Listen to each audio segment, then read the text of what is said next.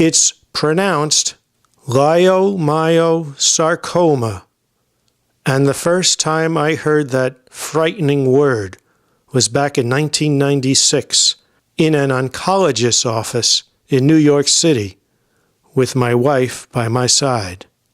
She was still recovering from surgery to remove suspicious tumors from her uterus. The oncologist explained that leiomyosarcoma was a very rare, very aggressive cancer with no known treatment protocol. And then came these words, the answer to a question we couldn't bring ourselves to ask. "Mrs. Needleman," the oncologist said, "you have about 6 months to live."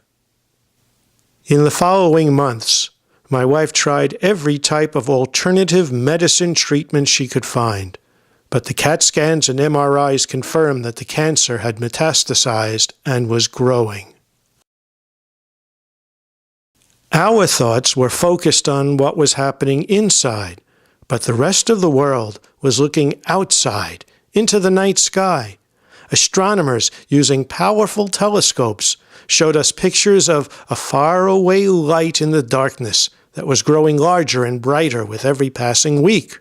It was the comet hale-bopp revisiting the solar system on its long orbit through the Milky Way. Sometimes, on clear nights, after the painkillers made it possible for my wife to fall asleep, I'd step outside and search for hale-bopp among the stars. As the months went by, the comet became brighter and more distinct. I could clearly see hale-bopp from the plane window as my wife and I flew from New York to a cancer clinic in Tijuana, Mexico, one of those places that specialized in treatments not legal in the United States. After a week in the hospital in Tijuana, my wife's condition took a turn for the worse, and I made arrangements for a taxi to take us to the airport across the border in San Diego so we could catch a flight home as soon as possible. We never caught that flight. By the time we made it to San Diego, renal failure had begun. I told the taxi driver to take us to the best hospital in San Diego. The folks at Mercy Hospital admitted my wife quickly and efficiently, and then they told me that all they could do was to make her as comfortable as possible.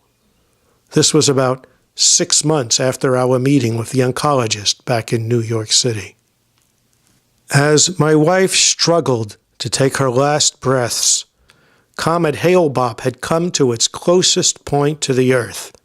And just a few miles away from the hospital, in another part of San Diego, 39 members of the Heaven's Gate cult committed mass suicide.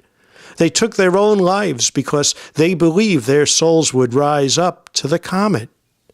The cult members saw the comet's radiant light as a signal, a way of achieving eternal existence beyond our earthbound ways. But to me, that eerie white glow had a very different meaning.